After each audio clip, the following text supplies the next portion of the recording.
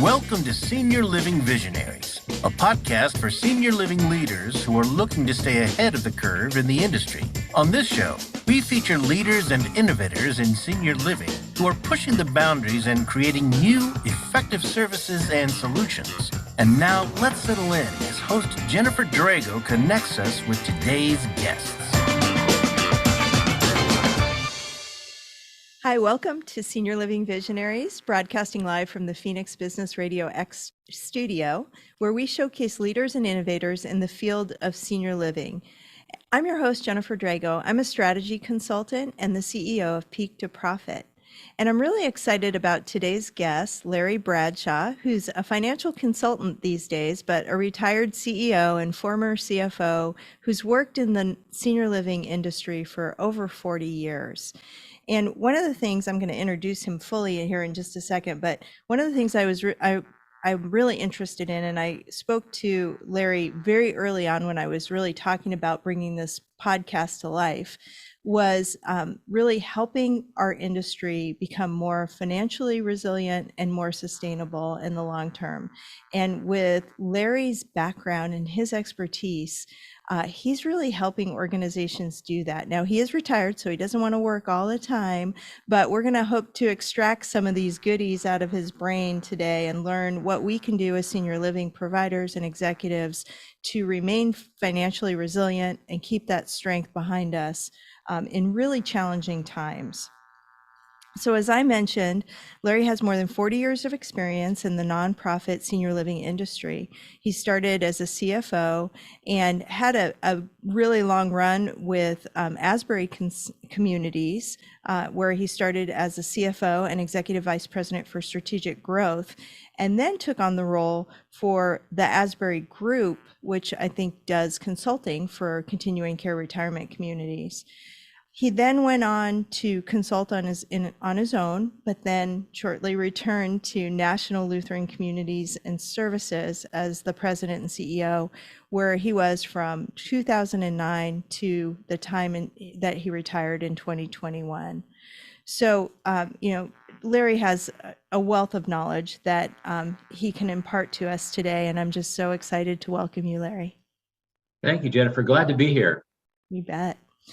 So, I mentioned, we really want to strengthen this industry, and I know you've been working in it a long time. That's been your, part of, I'm sure, your passion and purpose is helping to create the next level of leaders and continue, so that your legacy is strong and you have people coming in behind you that are leading the organization and focusing on the things that you would want them to. And so I'm in that vein, I'm going to ask my first question about the type of consulting that you're brought in to do now with organizations.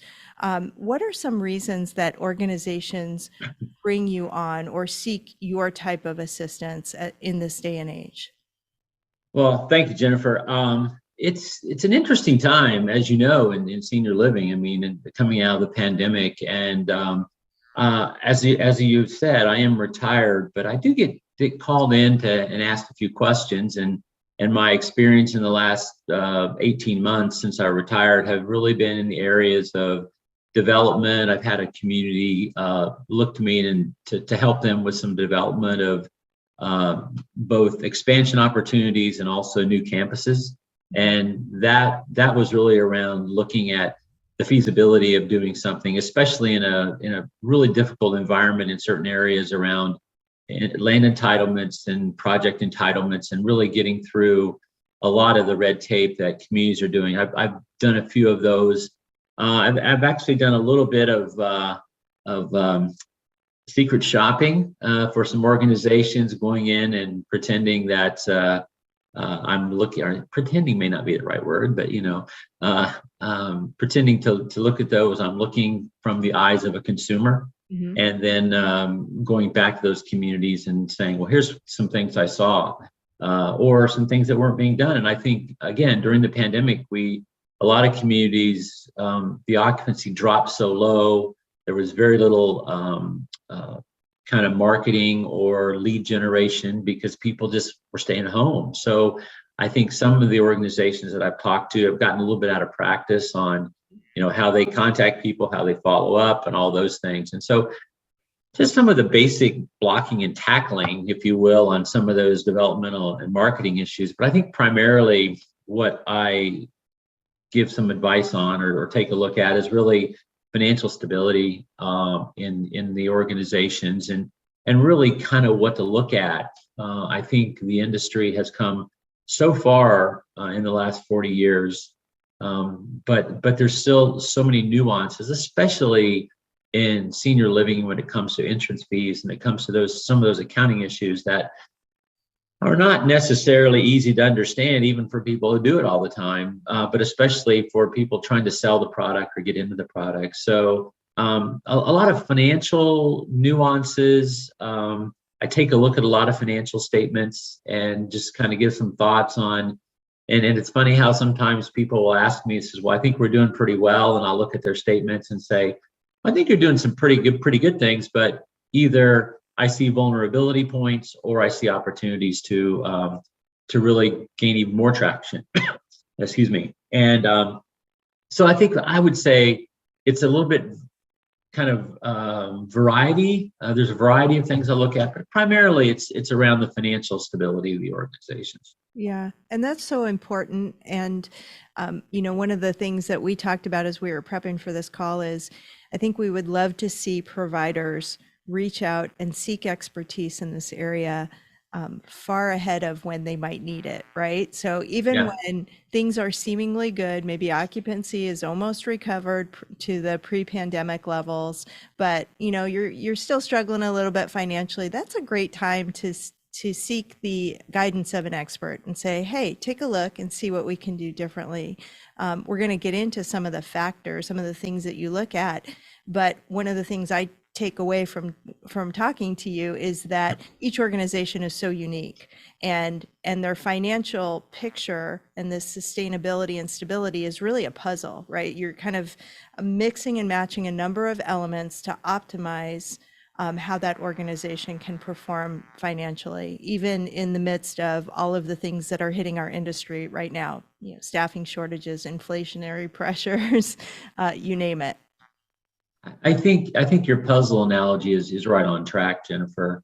I think one of maybe the positive things that have come out of the pandemic, I'm not quite sure. I don't think we've gone far enough in to see if it's really positive or not, but there were some statistics several years ago that over 65% of the leaders in senior living were going to be leaving through retirement. Wow. And we're kind of in that period of time now, and I'm one of those individuals. But I think maybe the good part of that coming out of the pandemic is some of the new leadership that's coming in with some new ideas, and they're not handcuffed or biased by the way things have always been done, which I think could be a positive moving forward. I agree. And, on the flip side of that, they may have great ideas, which we need in this industry. We need disruptors, we need innovators, but matching those ideas with some financial expertise, really important, right? We got to make sure that we do this in a very smart way. Yeah, and not to be at all negative, but I think one of the challenges that is very subtle in this industry in trying to be innovative and trying to illuminate some of the things we're talking about today is really some of the regulations in different states. They've come through the pandemic and they've really changed also. Yeah. And they weren't always as innovative and as quickly as a provider we wanted them to be.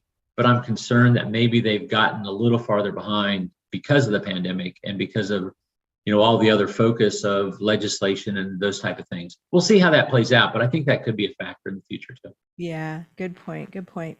So in the last 18 months, as you've been brought in, this is really post-pandemic, what kinds of trends are you seeing when it comes to financial stability? What things are you seeing that you point out more and more maybe than you did in the past? Well, certainly occupancy has to be at the top of the list, because if you go through and look, the organizations I think that are really doing well out of the pandemic have increased their independent living occupancy back to pre-pandemic levels. But the healthcare side, assisted living, memory care, skilled nursing are significantly lower. And I think while that in itself is a pretty good indicator, I think the trends of staffing has gone the other direction. They've become more expensive, harder people to staff. And if you talk to HR professionals, I heard this when we were in the pandemic. I was in the pandemic until the end of 2021, so kind of in the throes of it. Mm-hmm. But we had so many individuals who would sign up for interviews and they would just never show up, and it would just be very, very difficult to get people in. So as I look at financial stability, I really have focused on a couple things. One is certainly occupancy, but two is occupancy mix, especially in skilled nursing and assisted living, where you're in a type A or life care community where you could have a lot of individuals coming out of independent living, going into skilled nursing, but they're usually at pretty deep discounted rates. So that could affect your revenue stream. So I think what I've really looked at is, okay, what's your occupancy, but what's your mix? And I think that's real important to look there. And again, depending on the contract, how dependent are you on entrance fees? Are the entrance fees refundable? If they are refundable, a lot of contracts will allow individuals to leave their independent living apartment, but go to skilled nursing or assisted living, and without paying the refund and entrance fees, because the contract stipulates you don't pay it till they leave the community. You get a new entrance fee in, but you're building this liability in skilled nursing. And all of a sudden, you've got $8 or $10 million of refunds sitting in healthcare. And if for some reason you run out of inventory or you're very highly occupied, all of a sudden, where's that money going to come from when it's time to pay it out? So I think that's an area I've been looking at a lot. One of the organizations that I work with, we've actually begun to put that on our financial statements, so we can actually see what that number is and that liability is, because while it's on the balance sheet as a deferred revenue, until it is very specific to healthcare stability, it can just be lost in the numbers. So if it's not distinguished on the financial statement, certainly as part of the management report, I think has been something to be useful of. We look a lot at debt service coverage ratios. Usually that's a covenant related to debt. Mm-hmm. And I have begun to focus more on the debt service coverage without entrance fees versus with entrance fees, because certainly you can be in line with your covenants, but I'd like to see that ratio of debt service coverage without entrance fees continue to rise, because that reduces your reliance, of course, on entrance fees, which I think is really important. And we've seen how important it is. I mean, if we have a heavy reliance of entrance fees and occupancy goes down due to something like the pandemic, it's just hard to get that back. Yeah. And so my focus has really been more on improving operations, less reliance on entrance fees, making sure your capital expenditures are adequate, because what you can't afford in this environment is to have a tired facility. And of course, liquidity is also an important area. So those are kind of the 5 or 6 areas that I look at. And if one of those looks like it's kind of going the wrong direction, it's time to dig a little deeper. So. Yeah. I love what you brought up about entrance fees and how they play into kind of your occupancy mix, the refundability component, really the mix of contracts that you have in your organization. And you've brought up some points that I really haven't heard expressed by many consultants that work in this industry, which is, if you're not keeping an eye on, the refunds that you need to issue and, kind of how the entrance fees play into your overall financial picture, you really run the risk of having a big surprise in the future. And I love your idea of kind of always having an eye on those numbers and knowing where you're at so that you can be planning accordingly. Yeah, I think one of the things we tend to look at in this industry, I mean, I could paint you a scenario. I haven't thought about this in advance, Jennifer, so I hope it doesn't mess up. But I mean, if a project came to you with 98% occupancy in independent living, and you had entrance fees, and your debt service coverage ratio was 1.5 times, which is all very strong. But in that scenario, if you 98%, you're functionally fully occupied, right? Because by the time people go out of the project and then you have to turn the unit over, you're there. But let's say that you've built up that refund liability in healthcare, and maybe it's $10 or $15 million, depending on your market, how big it is. Well, all of a sudden, those people start needing their refunds out of healthcare. You don't have any units to resell. So while yes, the occupancy is great and it's strong, the flip side of that is if it's so strong that you cannot pay some of those refunds, I think that's problematic, and it really could affect your liquidity. And when you start paying those refunds, it affects your debt service coverage. So, and you don't have entrance fee refunds coming in to replace them because they've already been replaced. Yeah. Good point. One of the things I just interviewed Brad Paulus from Continuing Care Actuaries on this podcast. Brad's a good guy. I like him. Yeah, he sure is. And when I was working for a provider, I had the opportunity to work with Brad and really think about, what do different benefit structures look like? How can we, morph this plan, or is this contract still appropriate given what the next generation of residents is going to want? And that's one of the things that actuaries, I think, are really good at doing, is kind of strategic visioning. And I'm not sure all providers kind of take advantage of that. And so what you're describing, back to the contracts and the contract mix, and I think you could really have some great conversations with your actuary. And I think that could be a key takeaway from this podcast, if as listeners are listening, is if you haven't taken a look at your contracts in a while, or thought about how they might need to change, or how that mix might need to change, could be a really good time to do it.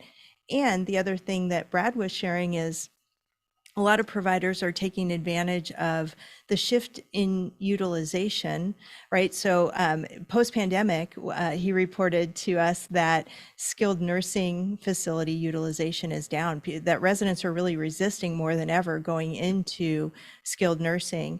And so, whereas in prior years, it might have been 18 to 22%, now we're seeing 15 to 18% of residents actually utilize that service, short-term or long-term, depending on what's going on. And so providers are taking advantage of that and maybe adding in home care benefits, where we could actually provide care, but in a different location, which is, again, truly what residents want. But so I did you ever work with actuaries in that regard to kind of strategically vision Well, it's funny that you mentioned Brad, because in my former job, we did work with his company, and I have a lot of respect for what he does. And prior to me leaving National Lutheran, in my former job, we actually were developing a project that we created, and I'm not sure this has been done a whole lot of places. We actually created a project that had both Type A and Type C contracts. Mm-hmm. And we did that for marketing reasons, because we did have some people that liked the life care benefits, but others who had a lot of long-term care insurance and didn't want to pay the premium. So we actually generated the project will have Type A and Type C contracts, but we did cap them at a certain level. And I remember the conversations that we had with Brad and his team about, well, where do we cap these at? I mean, how many do we do for Type A? How many do we do for Type C? And it's an interesting conversation, but I think also the actuarial models for years, this is, and I've said this to other people, I've said the actuarial models for years, from my experience, always look to have higher or bigger skilled nursing facilities than what was really needed. Mm-hmm. I go back to my early years back in the 1990s in another organization, and we built a community which had a 40-bed skilled nursing community, and that didn't fill up for 15 years. Mm-hmm. And because people wanted to stay out of there. So I have kind of felt like a little bit our industry has shot ourselves in the foot a little bit about the number of skilled nursing beds that we have built. At National Lutheran, my former job, when I got there, they had 300-bed skilled nursing facility, and it was huge. And we dropped it to 160, redeveloped the entire skilled nursing. And frankly, if I would have had to do it again, I probably would have said, instead of 160, let's do 60. because it's just hard to fill, and now it's hard to staff. So I think the industry is paying heed to what needs to be done, and I'm really glad to hear that you had Brad on this because he's a very innovative person. But I think we've got to figure out a way to reinvent and if you will, right size some of these skilled nursing and healthcare beds, because to your point, but with home care and other such things, and at some point the Medicaid model is going to get to the point where I think, and I don't know when it's going to happen, I don't know if it'll ever happen, but I think the money could actually follow individuals versus follow communities. And then you'll have a really interesting situation if Medicaid and the states and funding cap off certain levels to individuals, and then all of a sudden they've got to use those dollars the best way they can. And so that's going to be at the lower cost. So it's an interesting time, but I'm glad to hear that you had Brad on. Yeah. Well, and the other thing that I don't know if you've seen this in other areas or other states. I know not all states are as flexible, but here in Arizona, before I left industry, we had 3 life plan communities in the state that had decommissioned their SNF beds altogether and had, kind of beefed up their assisted living. So whether added beds to that, added acuity level. So they had high acuity AL. And what they found was they could adequately take care of 99.5% of every resident's needs in the high acuity AL. And, where they needed to outsource, and they did that with strategic partners, was for short-term rehab or for the very few cases that needed, a true level of SNF care. So are you seeing that in other areas of the country? Yeah, I am. I've seen it. People are just looking to right-size skilled nursing. I mean, or decommission. I know here in Maryland, when I worked in Maryland, and this was going back, and since that time, I'm glad to hear the Department of Aging has kind of changed their stance. But if you were building a continuing care retirement community, they were mandating. Matter of fact, the project I talked about earlier, going back to the 90s, we had a smaller healthcare footprint, and were required by the regulators to make it bigger.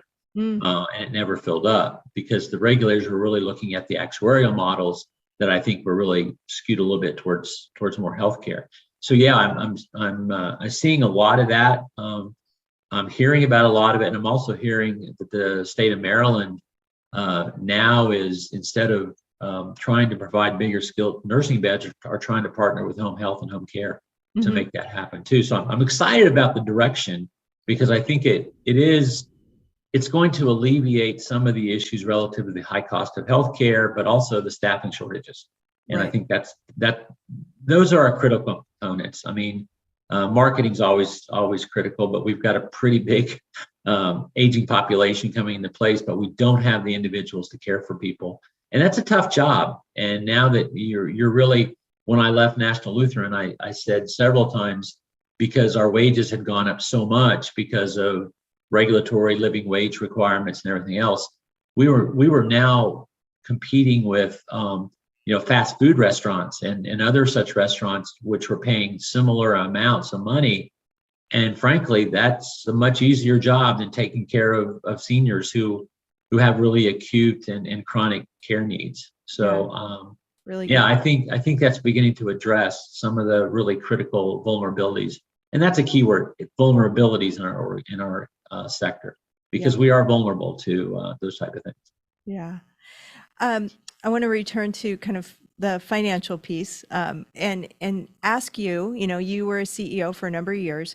What are the key metrics that you had on your dashboard that you looked at, I don't want to say day in and day out, but certainly weekly? And are there any surprise metrics that you can share with us that you would monitor that perhaps other CEOs may not have?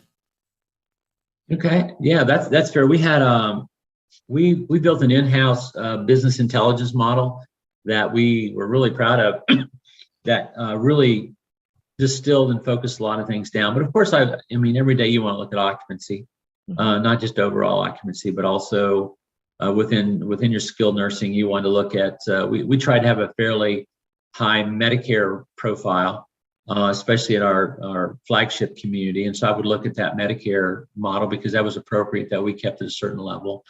And our second community that we built in Virginia, we kind of, I think we were pretty innovative. We only built 10 beds for 200 independent living units, 10 bed healthcare, and we had a 16 bed memory care. And, you know, it's funny, I think it worked pretty well, except psychologically for the residents who were constantly saying, we need a bigger footprint. And that was very interesting to me. But anyway, I digress a little bit. But occupancy, and then that mix within skilled nursing, I think were very important. I took a look at our average wages by job classification a lot, really paid attention to that. And as the pandemic was wearing on, we were able to track our tenure really well. Sorry. And I'm going to take a real quick drink of water. Sorry. So we were looking at that fairly closely. Our liquidity levels were important. Those were the really big ones. And then when I went to staffing, I looked at open positions, the number of open positions we had, the average number of FTEs. And then I looked a lot at our production metrics on our staffing. I looked at, just productivity, PTO hours, education hours, really trying to make sure overtime was a big one too, but really trying to make sure that our production metrics were greater than 92%. Because I felt like if we could keep our people on the floor or in the units for 92% of the time, meaning we weren't replacing them for paid time off or education purposes, we were probably doing pretty well. And if we could keep our overtime numbers under 3%, that was really positive for us. When I first started there, the overtime numbers were 20%. It's one of the first things we really went after was just managing the people. And, it just wasn't, everybody could go on vacation the same day. They had to be some structure. And we got that down lower than 3%, even lower than 2% for the most part. So those are metrics I really took a lot at. Yeah. And of course, the other thing relative to Medicare was just because Medicare is a capitated cost, we just looked at what our expense levels were to that. Because if Medicare expenditures get a little bit out of control, all of a sudden those really high daily reimbursement rates you get on Medicare, they can dilute really quickly. Yeah. So we looked at that. We looked a lot at, because we had a large Medicare utilization, we tried to find that sweet spot where the reimbursement levels were maximized. And then once our residents got to that point, we would want to make sure our service structure had them moving to the next level of care because reimbursements were going to go down. So I hope that helps, but those were the big ones we took a look at for the most part. And we had them on a dashboard. They would shoot up on your screen pretty much on demand or anytime you wanted to look at them. Yeah, I'm a big proponent of dashboards and metrics, right? What you measure matters and gets your attention. And I love that you talked about productivity standards because, my experience in senior living was that there didn't seem to be many organizations that were truly focused on it in the way that you described. And hopefully that's changing because I do think that's a key to our success in the long term for sure, but every single day.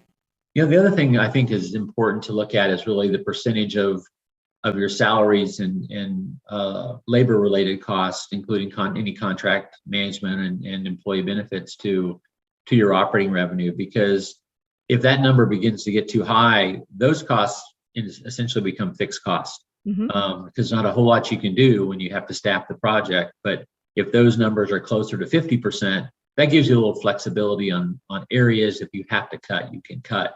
But if it's all staffing, it's hard to do. Yeah. Unless you're tremendously overstaffed, and I don't think anybody's having that position. Yeah, for sure. You mentioned occupancy, and that's been such a push, right, since the pandemic, trying to restore our occupancy to pre-pandemic levels. And I know, now actually we're probably all shooting for a higher target, a higher stabilized occupancy because of the increase in staffing costs and things like that we've already talked about. But, you mentioned something to me in our pre-call that, occupancy alone is not, does not tell the full story, right? And we can have a very high occupancy organization that still has some financial challenges. So can you give some context to what you've seen as you've consulted with organizations around this? Well, I think if you have high occupancy levels, the first thing I'm going to say is that's really good. The second thing I'm going to say, if you have really high occupancy and you're struggling financially, then you want to take a deeper look. What is if your high occupancy is mixed, your high occupancy is there, but you can't get enough units for scale. I think that's something to really take a look at. I mean, obviously, if you have a 10-bed nursing facility and you're full, you're up to 98%, on a rolling basis, that's probably pretty good, except that is such a small scale, you probably can't get any kind of efficiencies in staffing. Mm-hmm. So I think scale makes a big difference in that. I think also, I talked a little bit about it earlier, if your occupancy gets too high, it could pinch you in other areas, especially if you have entrance fee refunds that are sitting on the sidelines waiting to be paid. And also, if you're reliant on entrance fees to pay to have your debt service coverage levels be adequate, and all of a sudden you're at 98%, you don't have any product to sell, and so then you've got to rely on operations. And if your operations are weak and very reliant on entrance fees, and if you don't have any product, then all you have are your operational expenses. The only thing you can do is cut costs, or raise entrance fee or raise monthly fees a lot, and that residents don't like to do that. So, so I think occupancy is a great beginning barometer. Mm-hmm. But if I'm called in and someone says, "Well, I've got occupancy at 97%, I'm just losing money," that tells me several areas to look. Scale, your cost structure, what's your staffing structure look like? What are your fixed costs? What are your managerial costs if you're doing your own management or you're outsourcing? What are your dining costs? Because dining costs begins to get bigger. And how much debt do you have? I mean, if you've got debt where you're needing to turn 30% of units a year to cover debt from entrance fees, you're just over-debted. And that's the other thing to look at. If everything is good and it looks good and it's not good, there's something underneath it. Yeah. And we talked before the call today. I sometimes think weirdly, I think, than other people, which is probably, I don't know if that's good or bad, but I have a concept of when I talk to people, and I talk specifically about net operating margin, and I say your net operating margin is good enough. The inevitable question is, what should it be? And I think in a perfect world, your operations should cover your operational expenses. Obviously, I think it should cover some routine CapEx to a certain level every year, not expansion or any major products, but routine CapEx, and it should cover your principal and interest on your debt. And if it does those things, chances are, and you're achieving that level, chances are you're taking most of your entrance fees and putting them in reserve for a rainy day, whether it's a project or for a potential drop in occupancy. So that number is easily calculatable. That's the word, calculatable. But sometimes it's so much different than what is actually happening.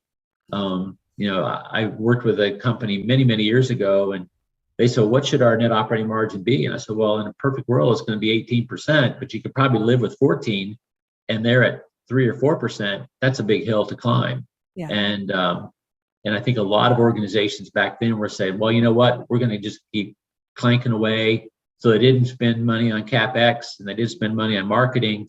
And in 5 years, guess what happens? Yeah. So. Right. Yeah. When things get tight, you have to cut somewhere. But maybe the target needs to be different, and you structure everything around that target. I love that you said your net operating margin should cover some amount of CapEx, and then your principal and interest. Then you're in good shape. Yeah. And I mean, if your cap interest, if you can keep your days, the ratio just skipped my mind. Cash on hand. The age of plant. Yeah, there you go. I mean, if you have a goal that your age of plant is going to be around 10 years and your routine CapEx keeps that at 10 years, that's the amount you ideally will want to cover from operations. I mean, Yeah. it just works. Yeah. But some people, it's just, for some organizations, you can't get there. So then the question is, well, what can I get to where I'll be doing good things? And I said, well, there's thriving and there's surviving. I mean, if you want to thrive, you need to get to this area at least, and maybe not all the way there in year one, but maybe it's a part of your strategic plan that in 5 years you're going to get to this optimal level.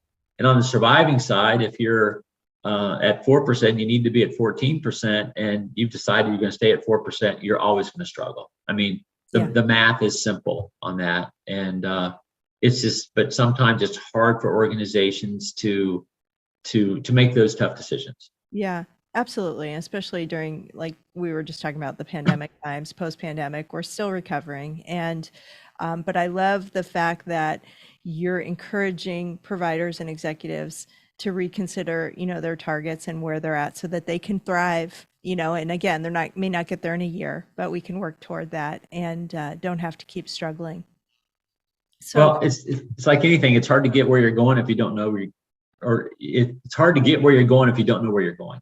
Yes.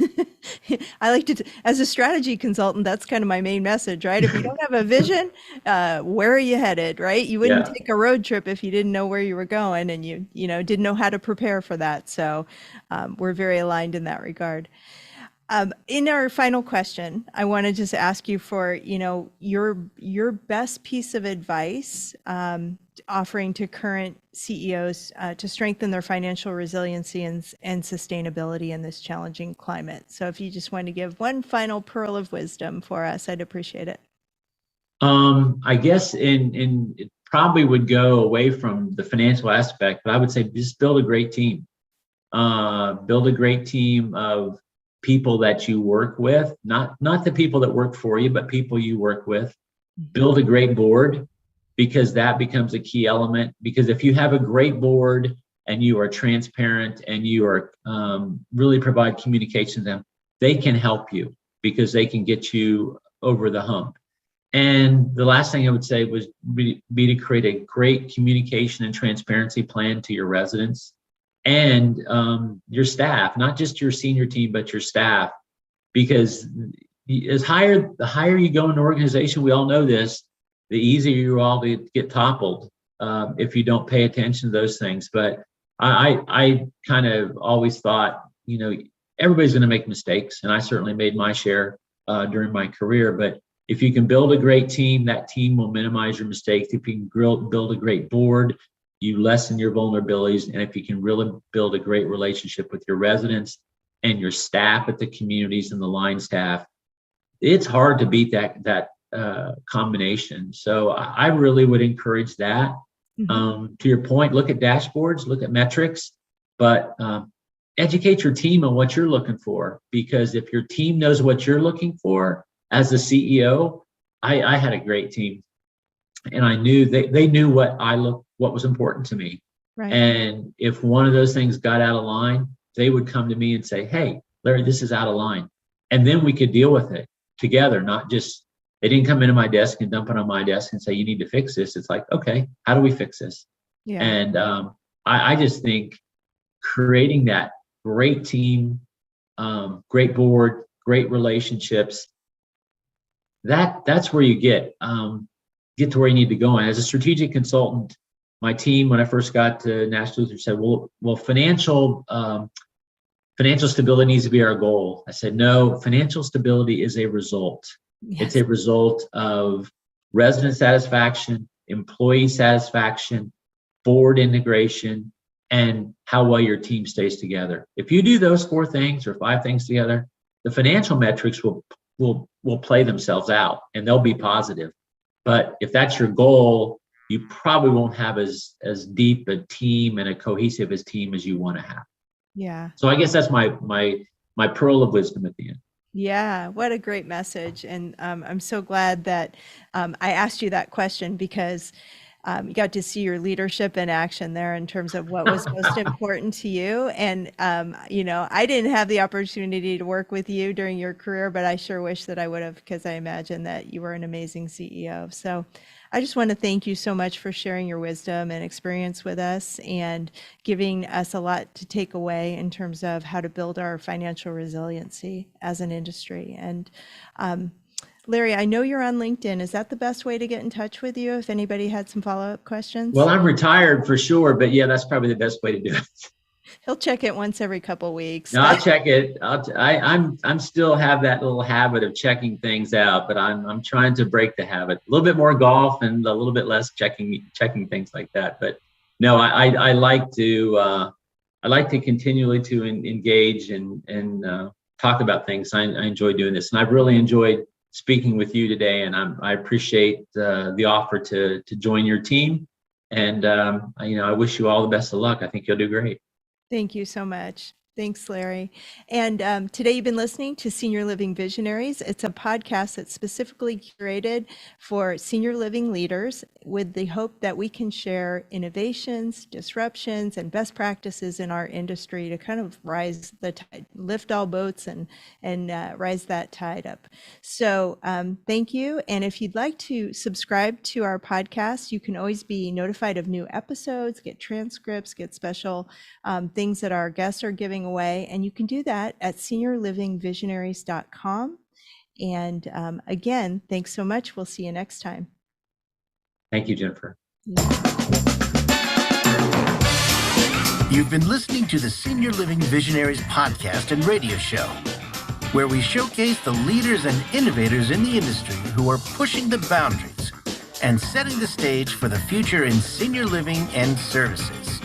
Join us next time as we share the bold ideas and breakthroughs of the industry's most forward-thinking leaders here on Senior Living Visionaries.